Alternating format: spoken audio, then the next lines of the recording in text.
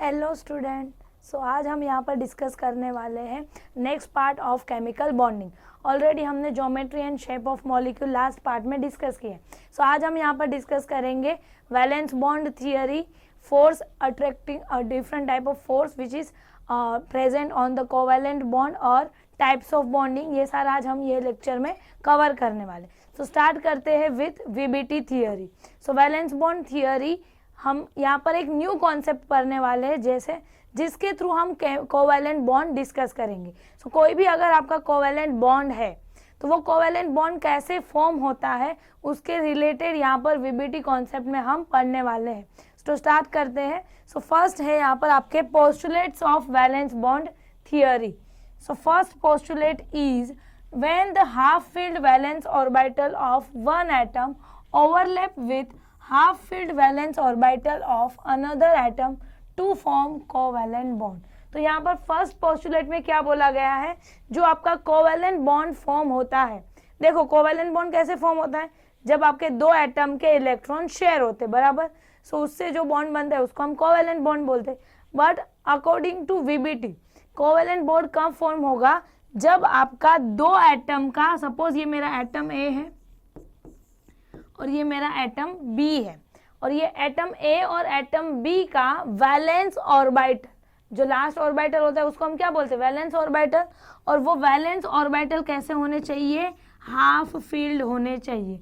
Valence orbital कैसे होने चाहिए, हाफ फील्ड। हाफ फील्ड का मतलब क्या है, आपके कोई भी ऑर्बिटल में कितने इलेक्ट्रॉन होते हैं, दो इलेक्ट्रॉन होते हैं। हाफ फील्ड का मतलब आपके ए के ऑर्बिटल में भी एक इलेक्ट्रॉन होना चाहिए और आपका जो बी एटम है उसके ऑर्बिटल में भी ओनली एक इलेक्ट्रॉन ही होना चाहिए।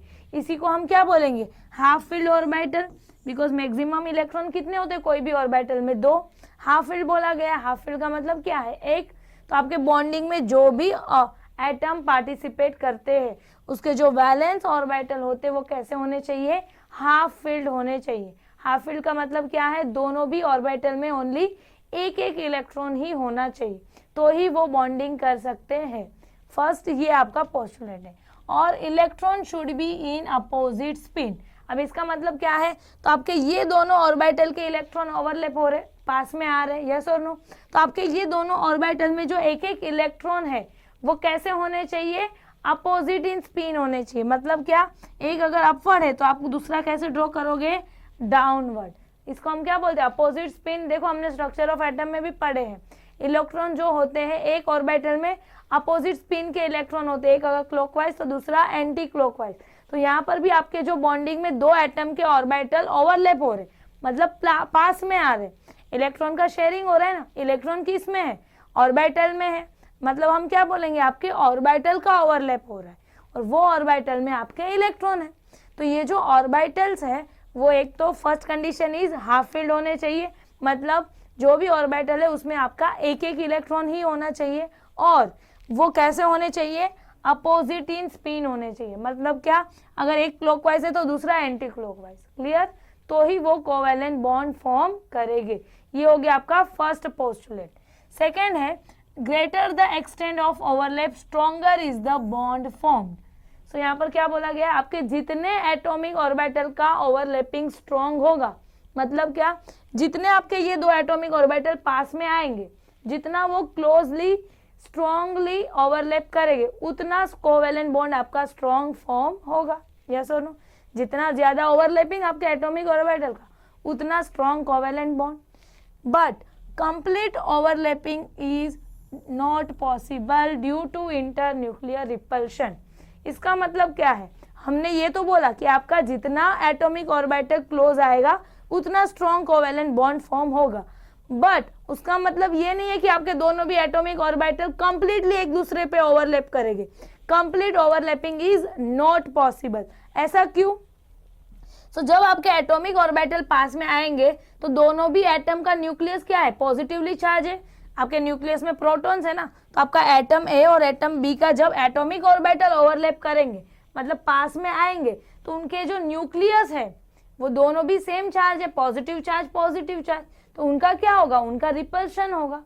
तो कंप्लीट ओवरलैपिंग कभी भी पॉसिबल नहीं होगा। देखो ये मेरे दो एटॉमिक ऑर्बिटल थे, पास में आ रहे, पास में आ रहे तो दोनों के क्या है, न्यूक्लियस। न्यूक्लियस कैसे है, पॉजिटिवली चार्ज। तो जैसे ही पास में आएगी वो वापस थोड़ा सा रिपल कर देंगे, तो कंप्लीटली एक दूसरे पे वो कभी भी ओवरलैप नहीं कर पाएंगे। जितना ज्यादा कर पाएंगे उतना स्ट्रॉन्ग कोवेलेंट बॉन्ड फॉर्म होगा, बट कंप्लीट ओवरलैपिंग कभी भी दो एटॉमिक ऑर्बिटल का नहीं होता है। Clear everyone? तो ये था आपका सेकंड पोस्टुलेट। नेक्स्ट है, if an atom possesses more than one unpaired electron then it can form more than one bond। इसका मतलब क्या है? तो अभी हमने फर्स्ट पोस्टुलेट में क्या बोला, आपके जितने एटॉमिक ऑर्बिटल हैं वो ओवरलैप कर रहे, उसमें सिर्फ और सिर्फ एक एक इलेक्ट्रॉन होने चाहिए तो ही वो बॉन्डिंग कर सकते, तो ही उनका ओवरलैपिंग होगा। यस और नो? बट सपोज आपके पास दो ऐसे ऑर्बिटल है जिसमें अनपेयर्ड इलेक्ट्रॉन है, और तो कितने बॉन्ड फॉर्म हो गए, दो बॉन्ड फॉर्म हो गए ना। अगर आपके पास एक अनपेयर्ड इलेक्ट्रॉन है एक ऑर्बिटल में, वो एटम बी के अनपेयर्ड इलेक्ट्रॉन से ओवरलैप कर रहा है, यस और नो, तो आपका एक बॉन्ड बनेगा, दो ऑर्बिटल ओवरलैप करेंगे, दोनों के इलेक्ट्रॉन का ओवरलैपिंग होगा और आपका एक बॉन्ड बनेगा। बट अगर आपके पास एटम में ऐसे दो सपोज अनपेयर्ड इलेक्ट्रॉन है, मतलब दो ऐसे ऑर्बिटल है जो हाफ फील्ड है, सो आप कितने बॉन्ड बना सकते हो, दो बॉन्ड बना सकते हो, यस और नो। सो आपके पास जितने भी एटॉमिक ऑर्बिटल हाफ फील्ड होंगे उतने नंबर ऑफ बॉन्ड आप बना सकते हो। अगर आपके पास एक ऐसा ऑर्बिटल है जो हाफ फील्ड इलेक्ट्रॉन है, हाफ फील्ड है मतलब उसमें एक ही इलेक्ट्रॉन है, तो वो एक ऑर्बिटल से ओवरलैप करेगा, एक बॉन्ड बनाएगा। अगर एटम ए के पास सपोज ऐसे दो ऑर्बिटल है और दोनों में एक एक ही इलेक्ट्रॉन है, तो ये ऑर्बिटल भी आपका हाफ फील्ड है, ये ऑर्बिटल भी हाफ फील्ड है, तो ये दोनों भी ऑर्बिटल बॉन्डिंग कर सकते हैं। बिकॉज कंडीशन क्या है, कोवेलेंट बॉन्ड कब फॉर्म होगा, जब आपके दोनों भी ऑर्बिटल हाफ फील्ड होने चाहिए। सो यहाँ पर एटम ए के दोनों ऑर्बिटल हाफ फील्ड है, तो यहाँ पर ये दो ऑर्बिटल से ओवरलैप कर सकता है, सो यहाँ पर डबल बॉन्ड भी बन सकता है। तो आप क्या बोलोगे, आपके पास जितने हाफ फील्ड ऑर्बिटल रहेंगे, मतलब जितने आपके पास अनपेयर्ड इलेक्ट्रॉन रहेंगे उतने नंबर ऑफ बॉन्ड फॉर्म होगा। अगर आपके पास एक हाफ फील्ड ऑर्बिटल है उसमें एक अनपेयर्ड इलेक्ट्रॉन, तो सिंगल बॉन्ड बनेगा। अगर आपके पास दो हाफ फील्ड ऑर्बिटल है, मतलब सिंगल सिंगल इलेक्ट्रॉन है दोनों भी ऑर्बिटल में, तो दो बॉन्ड बन सकते हैं। Clear everyone? नेक्स्ट है, so the number of bond form will be equal to number of half filled orbital in the valence shell। Clear? तो मैंने वही बताया, आपका कितने नंबर ऑफ बॉन्ड फॉर्म होगा, तो आपके पास जितने number of orbital half field होंगे, सो जितने हाफ फील्ड ऑर्बिटल उतने नंबर ऑफ बॉन्ड फॉर्म होगा। नेक्स्ट है आपका, the distance eight which the attractive force and repulsive force balance each other is called equilibrium distance. अभी इसका मतलब क्या है, सो सपोज ये है आपका एटम ए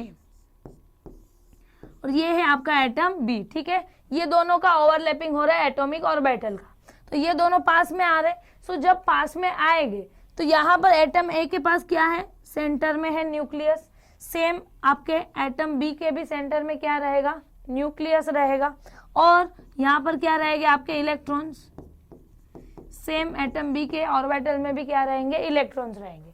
सो जब ये दो एटम पास में आएंगे तो क्या होगा, तो आपका जो एटम ए और एटम बी का न्यूक्लियस है दोनों भी सेम चार्ज के है ना, पॉजिटिव चार्ज है दोनों के न्यूक्लियस में। सो ये न्यूक्लियस और न्यूक्लियस क्या करेंगे, रिपल करेंगे, क्योंकि दोनों सेम चार्ज है, पॉजिटिव चार्ज, तो इनके बीच में क्या होगा, रिपल्शन। यस और नो? और आपका जो एटम ए का इलेक्ट्रॉन है उसका और आपके एटम बी का न्यूक्लियस, एटम ए का इलेक्ट्रॉन और एटम बी का न्यूक्लियस दोनों कैसे है, ये नेगेटिव चार्ज, आपका न्यूक्लियस पॉजिटिव चार्ज, तो वो दोनों क्या करेंगे, अट्रैक्ट करेंगे। यस और नो? सो यहाँ पर जब आपके दो एटम पास में आते हैं तो यहाँ पर अट्रैक्टिव फोर्स भी होता है और रिपल्सिव फोर्स भी होता है। रिपल्सिव फोर्स किसके बीच में होगा, तो आपके न्यूक्लियस के बीच में और आपके इलेक्ट्रॉन्स के बीच में। यस और नो? एटम ए और एटम बी के जो इलेक्ट्रॉन्स है वो दोनों भी तो नेगेटिवली चार्ज है, तो उनके बीच में भी रिपल्शन होगा, एज वेल एज दोनों के न्यूक्लियस के बीच में भी क्या होगा, रिपल्शन होगा। और आपका जो एटम ए का इलेक्ट्रॉन और एटम बी का न्यूक्लियस अट्रैक्ट करेगा, because they are in opposite charge. Same आपका एटम बी का इलेक्ट्रॉन और एटम ए का न्यूक्लियस, उनके बीच में भी अपोजिट चार्ज है तो वो भी अट्रैक्ट करेंगे, यस और नो। सो हमने यहाँ पर क्या बोला है, the distance eight which attractive force and repulsive force balance each other. तो ऐसा दो एटम क्लोज तो आ रहे बट दोनों एटम ऐसे डिस्टेंस पे रहेंगे, वो डिस्टेंस पे दोनों भी एटम के बीच में जो अट्रैक्टिव फोर्स है और जो रिपल्सिव फोर्स है वो क्या हो रहा है, बैलेंस हो रहा है। और वो डिस्टेंस को हम क्या बोलते हैं, equilibrium distance. Clear everyone. So आपके जो दो एटम पास में आ रहे वो ऐसे डिस्टेंस पे है जहां पर उनके बीच में जो अट्रैक्टिव फोर्स है और जो रिपल्सिव फोर्स है वो बैलेंस हो रहा है। और अट्रैक्टिव फोर्स और repulsive force, clear. Repulsive force कब होता है, जब आपके सेम चार्ज होते हैं, जैसे कि आपका इलेक्ट्रॉन का इलेक्ट्रॉन से, न्यूक्लियस का न्यूक्लियस से। और रिपल्सिव और अट्रैक्टिव फोर्स जब आपका एटम ए का न्यूक्लियस, एटम बी का इलेक्ट्रॉन, या तो हम इसका उल्टा भी बोल सकते हैं, एटम बी का न्यूक्लियस, एटम ए का इलेक्ट्रॉन, इनके बीच में अट्रैक्शन होगा, यस और नो। और ये दो फोर्स जो डिस्टेंस पे बैलेंस हो गए वो डिस्टेंस को हम क्या बोलेंगे, equilibrium distance. Clear everyone. Next है, at this distance the total energy of bonded atom is minimum and stability is maximum. इसका मतलब क्या है, सो ये जो डिस्टेंस पे है, जो इक्विलिब्रियम डिस्टेंस पे, दैट इज जहां पर मेरा अट्रैक्टिव फोर्स और रिपल्सिव फोर्स क्या है, बैलेंस है। और वो डिस्टेंस पे आपके जो ये दोनों बॉन्डेड एटम है, वो दोनों बॉन्डेड एटम की एनर्जी क्या होती है, मिनिमम। तो इक्विलिब्रियम डिस्टेंस पे यहाँ पे बॉन्डेड एटम क्या होते हैं, एनर्जी मिनिमम होती है।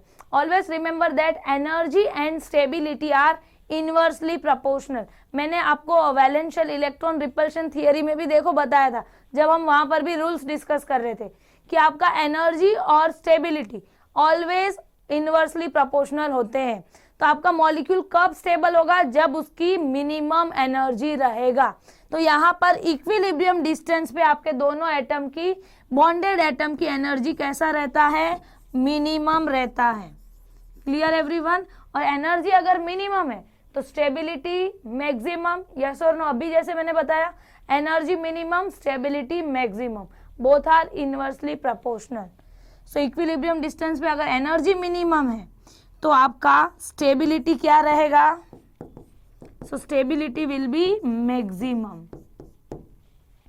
Clear everyone. तो ये हो गया आपका फोर्थ पोस्टुलेट। नेक्स्ट है, the electron which are paired in the valence shell cannot participate in the bond formation as per the first postulate। हमने क्या बोला, आपके वही ऑर्बिटल पार्टिसिपेट करेंगे बॉन्डिंग में जो हाफ फील्ड हो गए, मतलब जिनके पास एक इलेक्ट्रॉन ही होना चाहिए, अनपेड इलेक्ट्रॉन होना चाहिए, वही सिर्फ बॉन्ड कर सकते हैं। अगर आपके पास कोई पेड इलेक्ट्रॉन है, मतलब ऐसे इलेक्ट्रॉन जो पेयरिंग में है, मतलब दो इलेक्ट्रॉन, पेयरिंग इलेक्ट्रॉन मतलब क्या, दो इलेक्ट्रॉन। तो वैलेंस शेल में अगर आपके पास पेड इलेक्ट्रॉन है तो वो बॉन्डिंग में पार्टिसिपेट नहीं करेंगे। इफ देयर इज वन और मोर vacant orbital present in these electron, then they can unpaired and participate in the bond formation। अब इसका मतलब क्या है,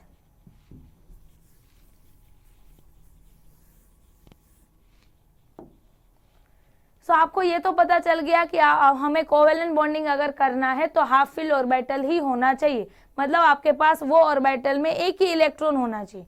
बट अगर आपके पास पेयरिंग में इलेक्ट्रॉन है तो वो तो बॉन्डिंग बना करेगा नहीं। तो अगर आपको उसको भी बॉन्ड कराना है, बॉन्ड कैसे फॉर्म होगा फिर, तो आप क्या करोगे, तो जो भी आपके ऑर्बिटल में पेयरिंग में इलेक्ट्रॉन थे वो पेयरिंग वाले इलेक्ट्रॉन को आप अनपेयर कर सकते हो, बट कंडीशन इज दैट आपके पास इसके आगे जो ऑर्बिटल है वो ऑर्बिटल कैसा होना चाहिए, वैकेंट होना चाहिए। अब ये कैसे होता है वो हम आगे डिटेल में पढ़ने वाले हैं। बस यहाँ पर आप इतना दिया याद में रखो कि अगर आपके पास पेयरिंग में इलेक्ट्रॉन है तो वो बॉन्ड नहीं बनाएंगे, तो उसको क्या करना पड़ेगा, अनपेयर करना पड़ेगा। अनपेयर हो जाएगा तो वो बॉन्ड कर सकते हैं, यस और नो। सो हम अनपेयर कैसे करेंगे, सो अनपेयर करने के लिए कंडीशन क्या है, तो आपके पास क्या होना चाहिए, एक आगे नेक्स्ट उसका जो भी ऑर्बिटल है वो एम्प्टी ऑर्बिटल होना चाहिए, ठीक है।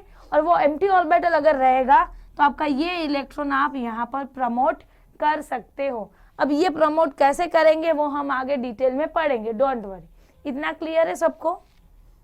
So if there is a one or more vacant orbital present in this electron, they can unpair and participate in bond formation. Clear everyone? जो मैंने अभी बताया वही है कि आपके पेयरिंग वाले इलेक्ट्रॉन आप अनपेयर कर सकते हो अगर आपके पास उसके नेक्स्ट ऑर्बिटल जो है वो कैसा होना चाहिए, वैकेंट, एम्प्टी होना चाहिए। बट कंडीशन और एक क्या है देखो, energy of field and vacant orbital should be slightly differ from each other.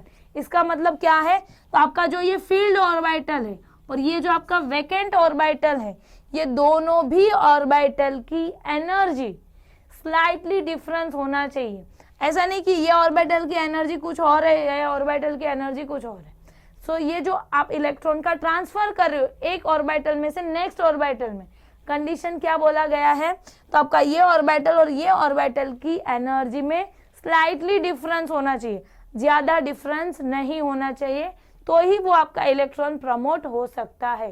Clear everyone? तो ये हो गए आपके वीबीटी के पोस्टुलेट्स। इजी है। फर्स्ट पोस्टुलेट देखो, हाफ फील्ड वाला मैंने बताया। सेकंड पोस्टुलेट में हमने क्या बोला, जितना ज्यादा ओवरलैपिंग उतना स्ट्रॉन्ग कोवेलेंट बॉन्ड।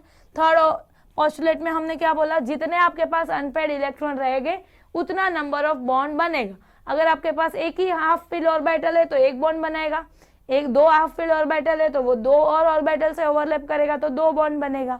नेक्स्ट में हमने देखा आपका अट्रैक्टिव फोर्स और रिपल्सिव फोर्स वो डिस्टेंस पे होने चाहिए जहां पर उसकी एनर्जी मिनिमम हो, स्टेबिलिटी मैक्सिमम हो, और वो डिस्टेंस को हम बोलेंगे इक्विलिब्रियम डिस्टेंस।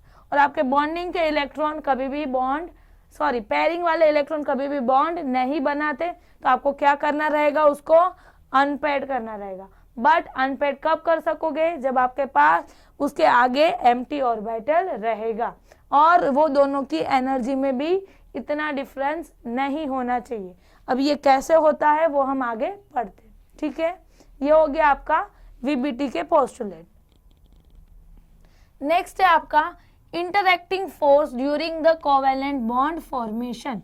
सो जब भी आपका कोई भी कोवेलेंट बॉन्ड फॉर्म होता है तो कौन कौन से टाइप के फोर्स एक्सर्ट करते, कौन कौन से टाइप के फोर्स वहां पर प्रेजेंट होते वो अभी हम देखेंगे। सो पोस्टुलेट में भी ऑलरेडी हमने देखा था, तो सेम यहाँ पर भी हम डिस्कस करेंगे कि कोवेलेंट बॉन्ड में कौन कौन से फोर्स एक्सर्ट करते हैं।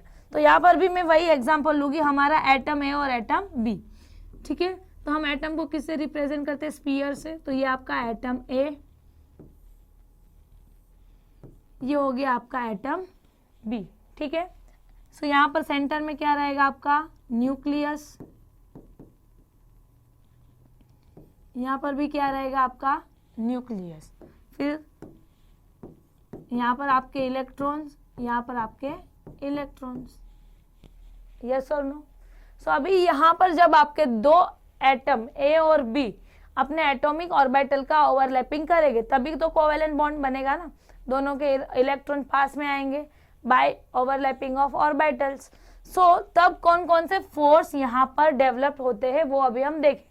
सो यहाँ पर आपके दो टाइप के फोर्स एक्सर्ट होते हैं, एक होता है अट्रैक्टिव फोर्स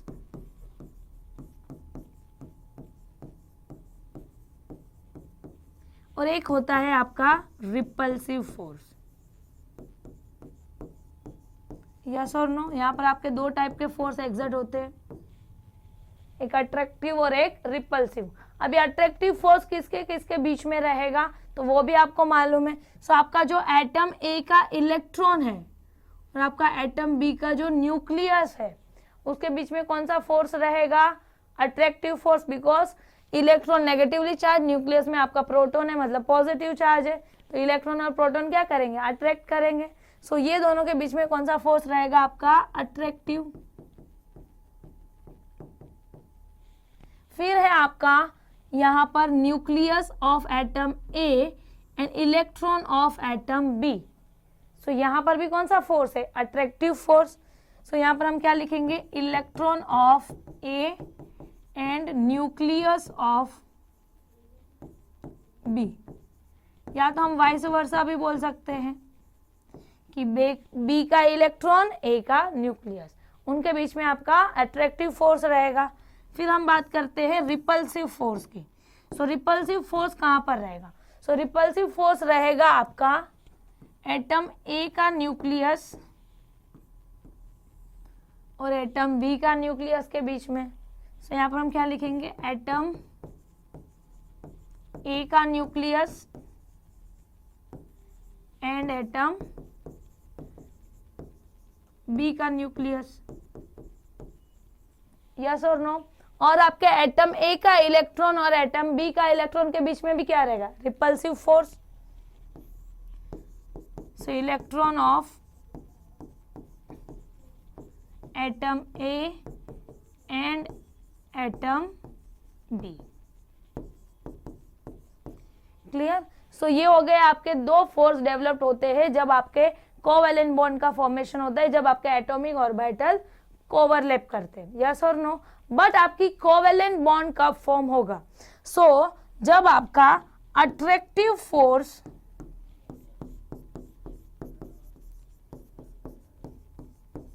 डोमिनेट करेगा रिपल्सिव फोर्स को।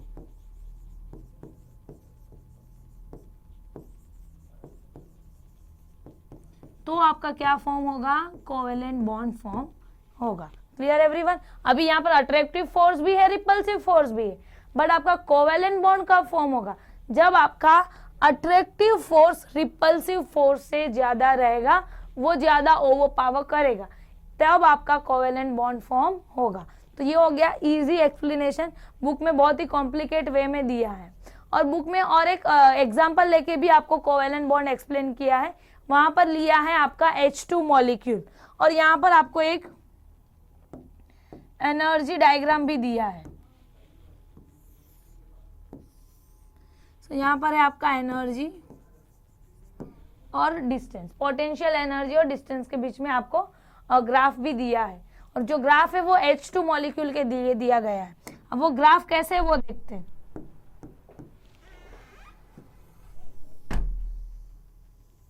कुछ इस वे में ग्राफ दिया गया है। अब इसका मतलब क्या है? तो यहाँ पर अगर आपके H2 मॉलिक्यूल की मैं बात करूं, सो H2 मॉलिक्यूल मतलब क्या? हाइड्रोजन और हाइड्रोजन के बीच में बॉन्डिंग होता है। सो यहाँ पर आपके हाइड्रोजन और hydrogen molecule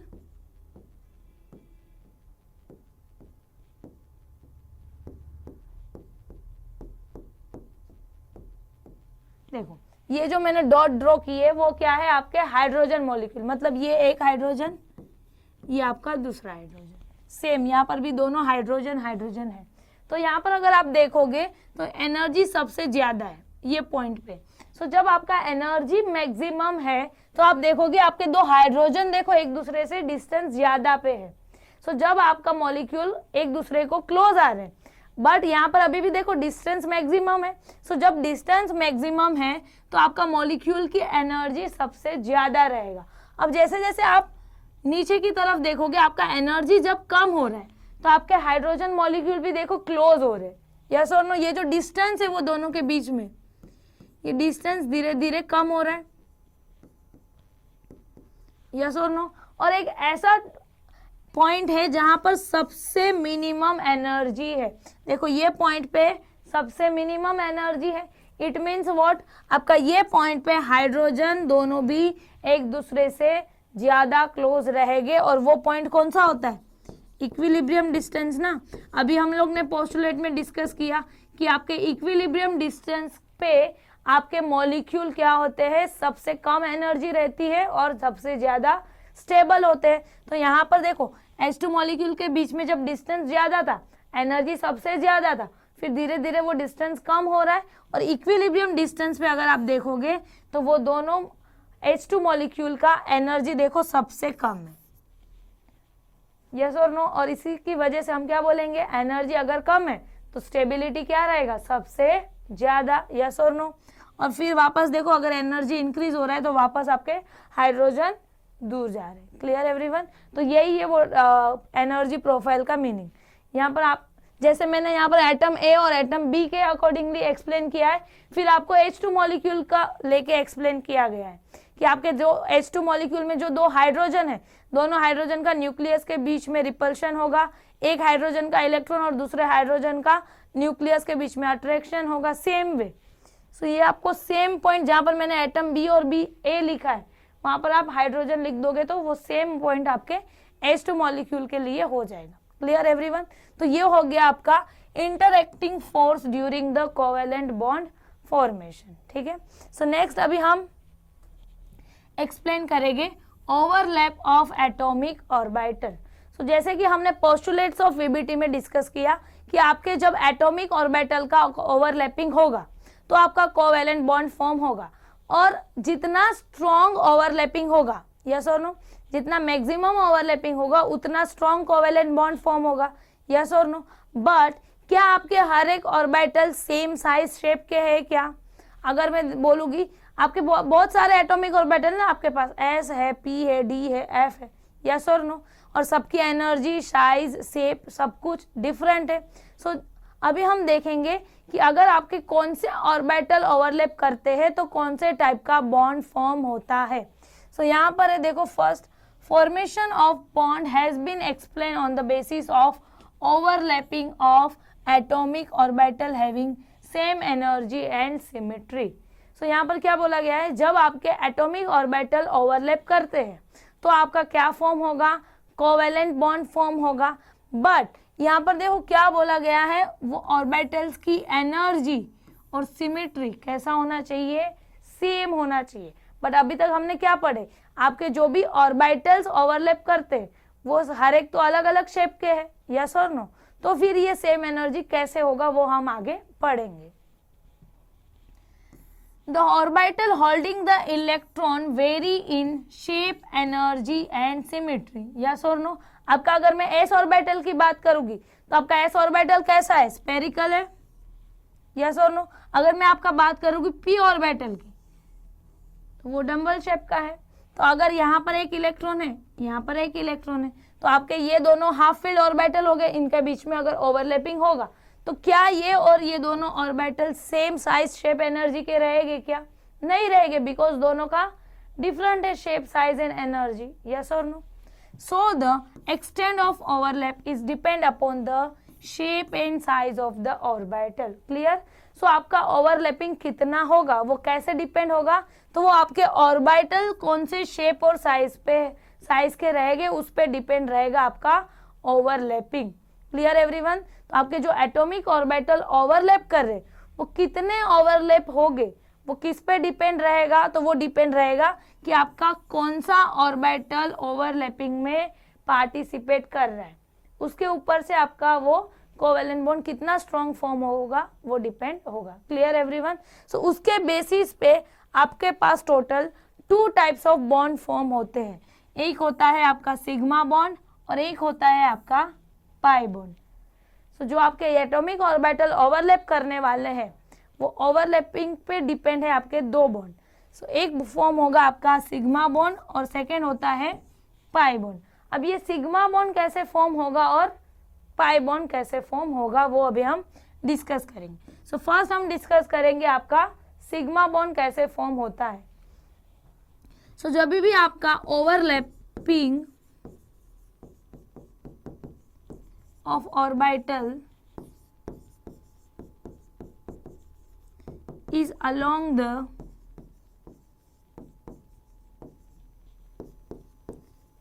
internuclear axis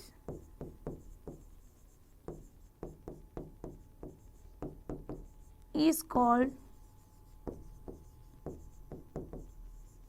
sigma bond. अब इसका मतलब क्या है, सो जब भी आपके 2 एटॉमिक ऑर्बिटल का ओवरलैपिंग इंटरन्यूक्लियर एक्सिस के अलोंग में होगा तो आपका सिग्मा बॉन्ड फॉर्म होगा। अब ये इंटरन्यूक्लियर एक्सिस क्या है, फॉर एग्जाम्पल अगर मैंने ये एक एक्सिस ड्रॉ कर दिया, ठीक है, यहाँ पर है आपका एक एस ऑर्बिटल और यहाँ पर भी है आपका एक एस ऑर्बिटल। तो यहाँ पर देखो दोनों का ये इंटरन्यूक्लियर एक्सिस में से पास हो रहा है, और जब ये इंटरन्यूक्लियर एक्सिस से ओवरलैप करेंगे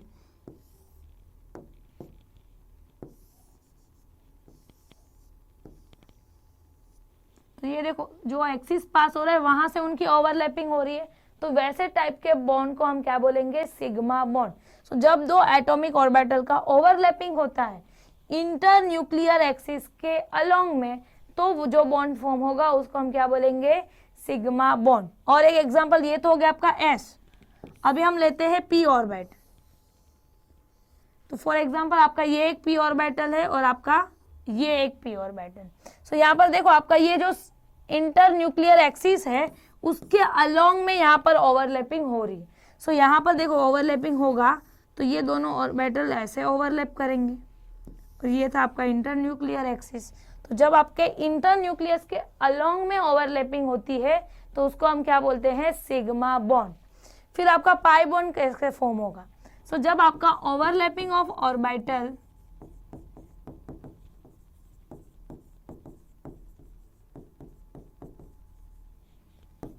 is along, overlapping of orbital is lateral or perpendicular to internuclear axis।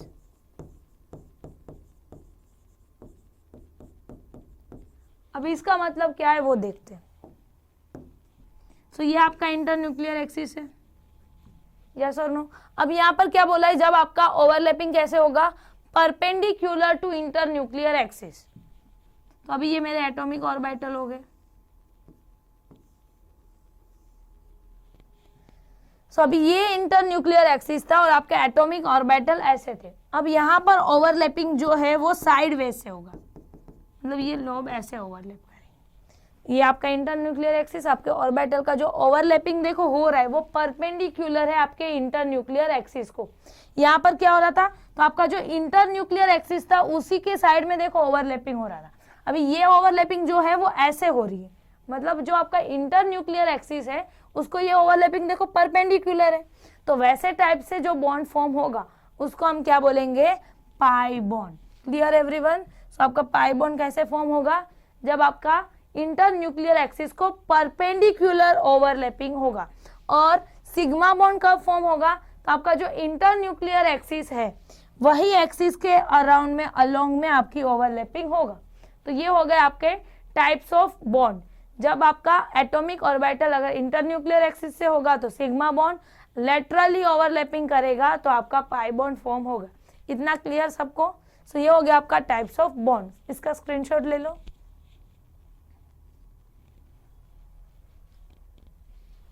So next अभी हम डिस्कस करेंगे सिग्मा बॉन्ड। तो ऑलरेडी मैंने बता दिया, ये है उसका डेफिनेशन। सो ये देखो डेफिनेशन क्या दिया है, when the overlap of bonding orbital is along the internuclear axis it is called sigma overlap और सिग्मा बॉन्ड। यस और नो। अभी तो आपको मालूम है इंटरन्यूक्लियर एक्सिस के अलोंग में अगर ओवरलैपिंग हुआ एटॉमिक ऑर्बिटल्स का तो आप वो टाइप के बॉन्ड को क्या बोलोगे, सिग्मा बॉन्ड। क्लियर। अभी यहाँ पर है the sigma bond is formed by overlapping of following orbitals. तो आप अगर कौन से ऑर्बिटल का ओवरलैपिंग करोगे तो आपका सिग्मा बॉन्ड फॉर्म होगा, वो अभी हम 1 by 1 यहाँ पर देखने वाले हैं। सो अगर आपका 2 s ऑर्बिटल ओवरलैप करते हैं तो क्या फॉर्म होगा, सिग्मा बॉन्ड फॉर्म होगा। इट मीन्स व्हाट, आपका एक एटम है जिसका s ऑर्बिटल और दूसरे एटम का भी s ऑर्बिटल। तो जब आपके 2 एटम के s ऑर्बिटल ओवरलैप करते हैं तो क्या फॉर्म होगा, सिग्मा बॉन्ड फॉर्म होगा। विथ एग्जांपल हम तीनों के एग्जांपल के साथ देखने वाले, डोंट वरी। सेकेंड है आपका 1s एंड 1pz ऑर्बिटल। तो अगर आपका एक एटम का s ऑर्बिटल और दूसरे एटम का pz ऑर्बिटल भी ओवरलैप करेगा तो क्या फॉर्म होगा, सिग्मा बॉन्ड फॉर्म होगा। नेक्स्ट है आपका 2p ऑर्बिटल्स। तो जब आपके 2 एटम के p ऑर्बिटल्स भी ओवरलैप करेंगे तो सिग्मा बॉन्ड फॉर्म होगा। सो अभी हम तीनों के लिए एक एक एग्जांपल के थ्रू स्टडी करेंगे कि कैसे सिग्मा बॉन्ड फॉर्म होता है। तो फर्स्ट हम देखेंगे आपका 2s orbital, then s and pz orbital और आपका 2p ऑर्बिटल ओवरलैपिंग। 1 by 1 हम डिस्कस करेंगे। सो यहाँ पर फर्स्ट है आपका s ओवरलैप। ये जो आपका है फर्स्ट, जब आपके 2s ऑर्बिटल ओवरलैप करते हैं तो क्या फॉर्म होगा, सिग्मा बॉन्ड फॉर्म होगा। तो अब कैसे, वो अभी हम एग्जांपल के थ्रू देखेंगे।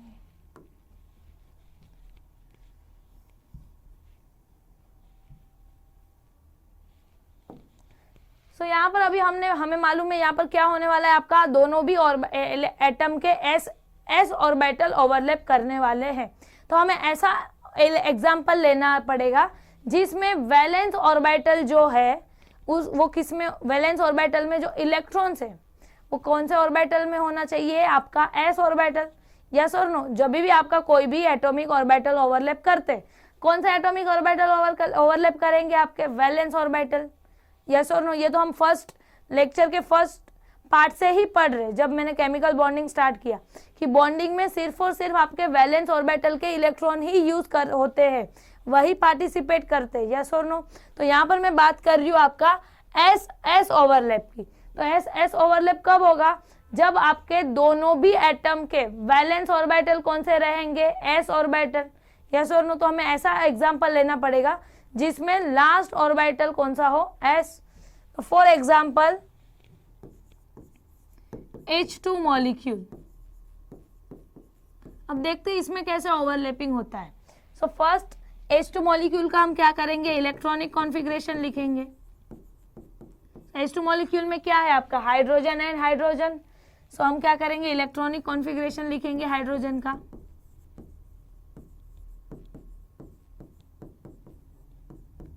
एटॉमिक नंबर इज 1, तो यहाँ पर क्या होगा आपका 1s1। यस और नो, यही होगा ना इलेक्ट्रॉनिक कॉन्फ़िगरेशन। तो यहाँ पर देखो आपका वैलेंस ऑर्बिटल कौन सा है, 1s ऑर्बिटल, और वो उसमें कितना इलेक्ट्रॉन है, ओनली 1 इलेक्ट्रॉन। तो यहाँ पर वही कंडीशन था ना अपना कि कोवेलेंट बॉन्ड कब फॉर्म होगा, जब आपका वैलेंस ऑर्बिटल कैसा रहेगा, हाफ फिल्ड रहेगा। तो हाइड्रोजन का देखो वैलेंस ऑर्बिटल कौन सा है, 1s ऑर्बिटल, बिकॉज वही आपका लास्ट है, वही आपका फर्स्ट है।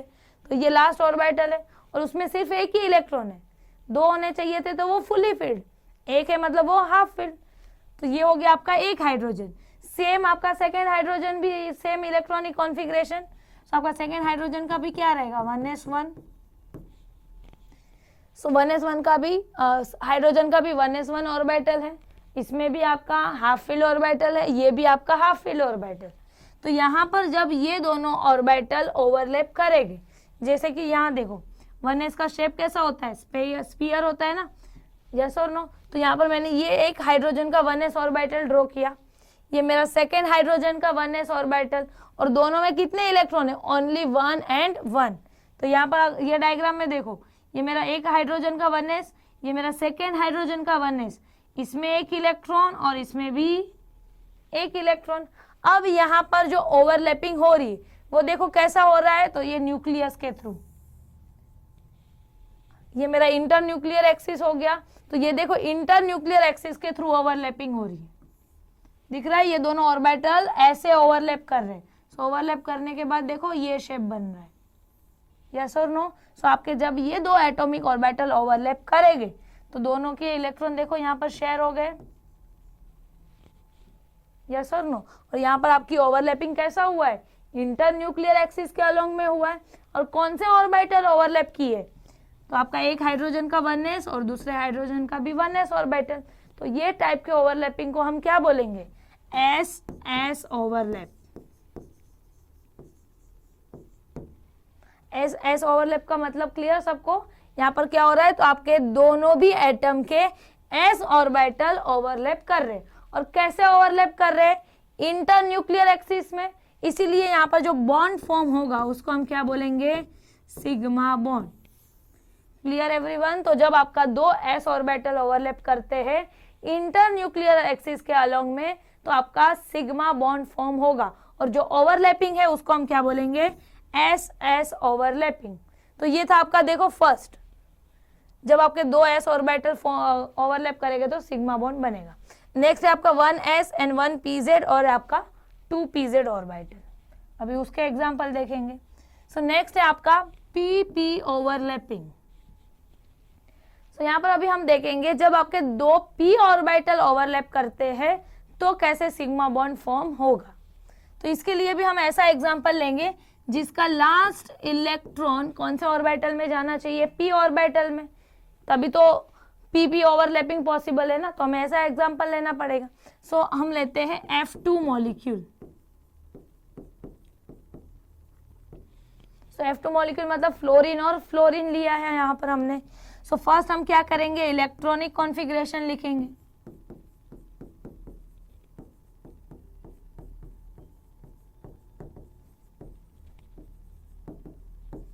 सो फ्लोरीन का एटॉमिक नंबर क्या है 9। सो इलेक्ट्रॉनिक कॉन्फ़िगरेशन क्या होगा 1s2 2s2 2p4, यस और नो। अगर इसका मैं ऑर्बिटल डायग्राम बनाऊं, ये तो आपका हो गया ऑर्बिटल नोटेशन। देखो स्ट्रक्चर ऑफ एटम में हमने ऑर्बिटल नोटेशन और ऑर्बिटल डायग्राम दोनों भी वैसे इलेक्ट्रॉनिक कॉन्फ़िगरेशन कैसे लिखा जाता है वो हमने डिस्कस किया है। सो ये आपका 1s का ऑर्बिटल, ये आपका 2s और ये आपका 2p। 2p में हम कितने बॉक्स बनाते हैं 3 बॉक्स, क्योंकि आपका 2p में 3 ऑर्बिटल होते हैं 2px 2py और 2pz। क्लियर। सो ये 1s ये 2s और ये आपका 2p। तो 1s में 2 इलेक्ट्रॉन है, 2s में भी 2 इलेक्ट्रॉन है। अब देखो 2p में 4 इलेक्ट्रॉन है, तो हम कैसे फिल करेंगे, पहले तीनों में एक एक इलेक्ट्रॉन देंगे, फिर आपका पेयरिंग स्टार्ट होगा। सो 4th इलेक्ट्रॉन आपका यहाँ पर जाएगा, यस और नो। सो ये हो गया आपका, सॉरी यहाँ पर है आपका F9, तो यहाँ पर 5 आएगा ना, तभी 9 होगा, 5 7 8 9। सो यहाँ पर और एक इलेक्ट्रॉन रहेगा। सो आपका अभी जो ये लास्ट ऑर्बिटल है उसमें देखो एक ही इलेक्ट्रॉन है, मतलब ये आपका अनपेयर्ड इलेक्ट्रॉन हो गया।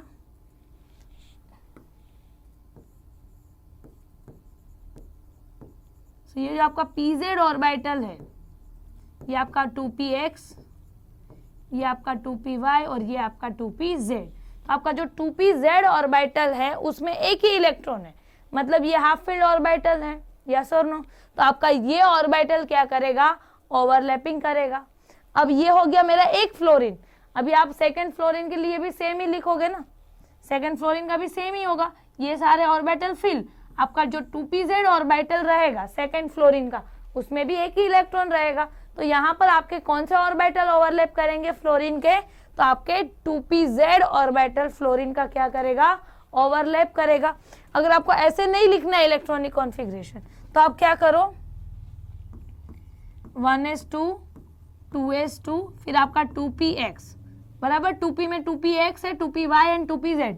2px में कितने इलेक्ट्रॉन है 2, तो यहाँ पर वैसे लिखना। फिर आपका 2py उसमें भी 2 और 2pz उसमें 1। तो आप ऐसे भी लिख सकते हो ताकि आपको कंफ्यूजन ना हो। सो ये हो गया आपका 2pz में एक electron. Same for second fluorine, तो यहाँ पर कौन से ऑर्बिटल ओवरलैप करेंगे, जो हाफ फील्ड है। कौन सा ऑर्बिटल हाफ फील्ड है, 2pz ऑर्बिटल। सो यहाँ पर देखो मैंने लिया है आपका फ्लोरीन का 2p ऑर्बिटल और ये आपका सेकंड फ्लोरीन का 2p ऑर्बिटल। अब यहाँ पर भी देखो जो ओवरलैपिंग है वो ये इंटर न्यूक्लियर एक्सिस के अलोंग में हो रहा है। देखो ऐसा ओवरलैपिंग हो रहा है, यस और नो। सो यहाँ पर पहले एक इलेक्ट्रॉन था, यहाँ पर भी आपका 2p का एक इलेक्ट्रॉन था, दोनों ने अपना इलेक्ट्रॉन शेयर किया ओवरलैपिंग के थ्रू, और यहाँ पर देखो ओवरलैपिंग हो रहा है। और ये ओवरलैपिंग कैसा है, इंटर न्यूक्लियर एक्सिस के थ्रू। इसीलिए हम यहाँ पर क्या बोलेंगे, कौन सा बॉन्ड फॉर्म होगा, आपका सिग्मा बॉन्ड। और जो ओवरलैपिंग है उसको हम क्या बोलेंगे, p ओवरलैप।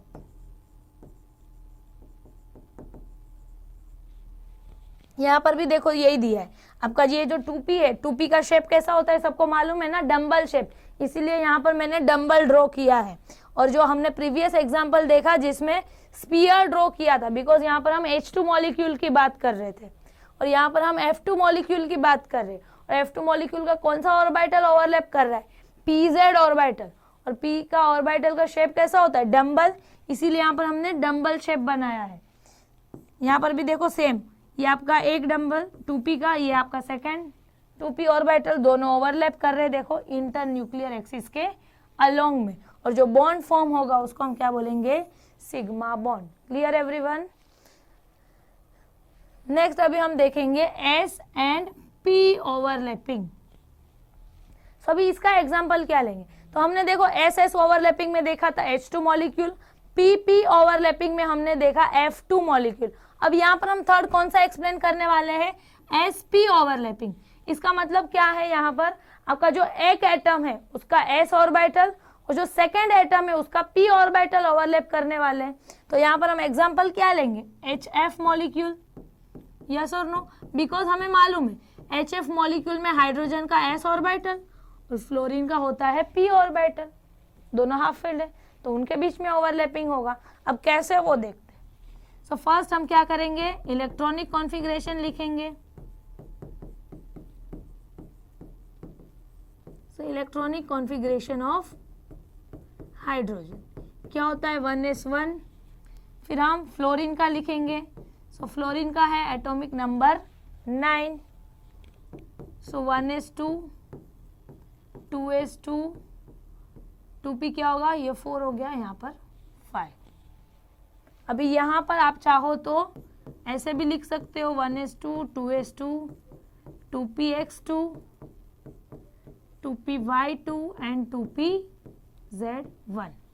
सो यहाँ पर अगर आप देखोगे तो दोनों के वैलेंस ऑर्बिटल, मतलब जो लास्ट ऑर्बिटल है,